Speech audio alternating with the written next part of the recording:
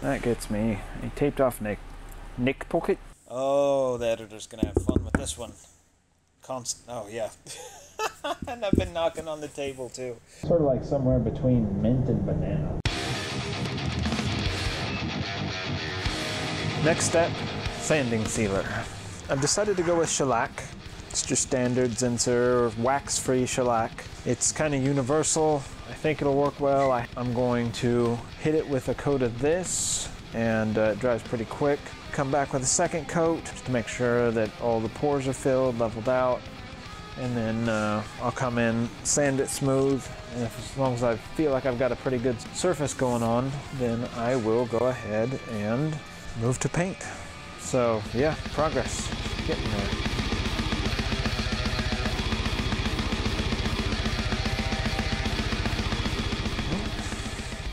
I got that little idea from Texas Toast. Eventually I'm gonna build a full-on paint booth setup. But for this we'll have to do. One of the things I like about shellac is it is pretty much universal. You can put about anything over the top of it. And it dries super fast and it cleans up really, really easily. The only thing that's unfortunate about it is it is alcohol based. So if I do stain and then I try to shellac, it's kind of a nightmare.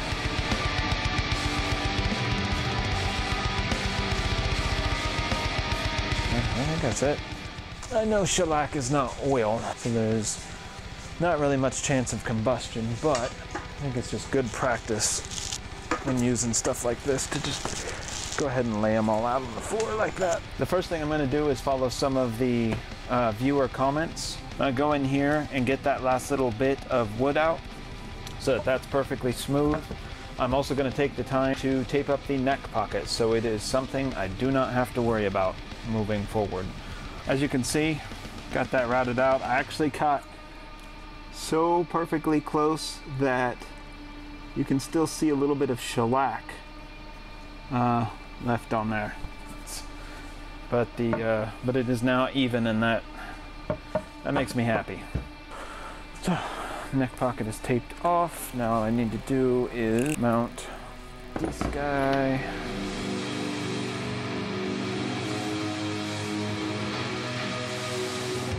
I have gone through and scraped all the binding, both surfaces. Yep. Alright, over to the paint booth. I'm going to be using Solar Res. I can't believe it's not lacquer. I'm going to warm it up, pour some out here, and I'm just going to throw the lid on it. And that is a bowl of hot tap water. So I'll just let that set for 5 minutes maybe, let it warm that up a bit, and then I'll be ready to put it into the gun and spray.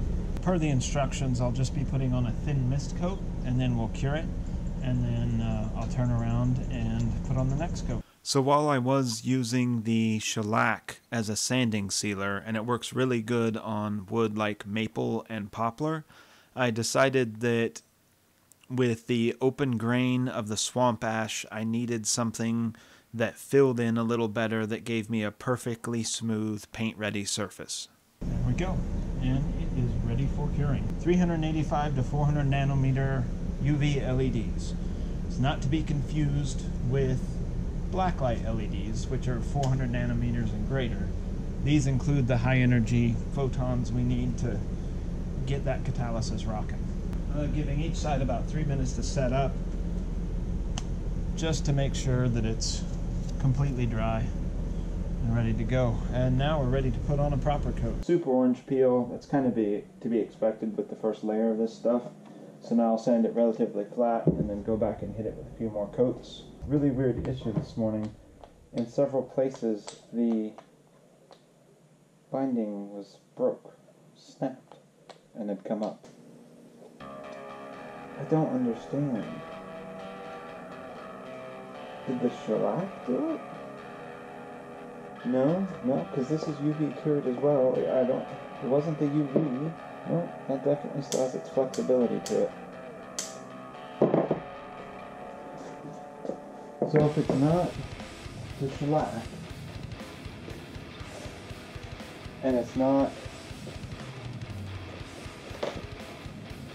can't be the acetone, because I use the acetone here. Why is this so brittle all of a sudden? So I've sanded it front and back. The little piece of binding that cracked I've put back on, but I still need to put some filler in. I also did some tests to try and understand why the binding suddenly got so fragile.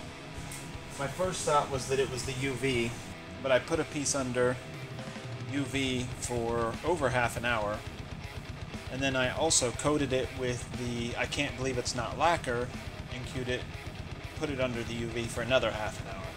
So it's definitely not the UV. This is still very flexible, about like you'd expect. I also used the I can't believe it's not lacquer and left it wet, just to see if there's any difference. There's none, it's fine. This is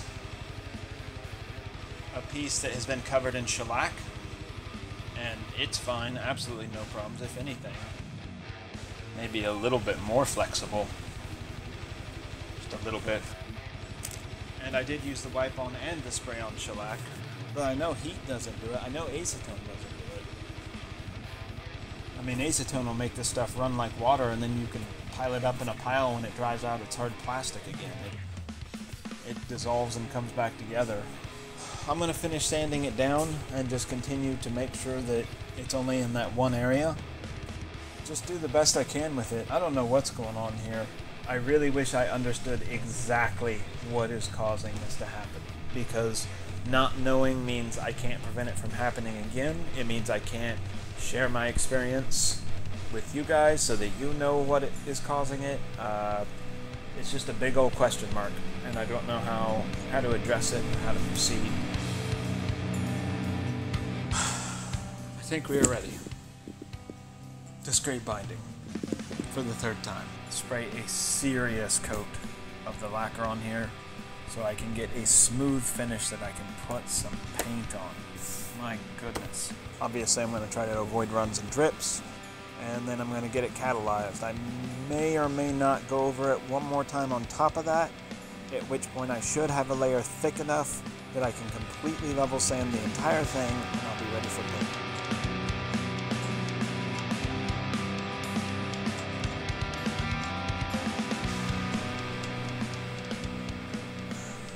Now it's just sanding, lots and lots of sanding. And finally done. Level sanding. That was a whole lot of work.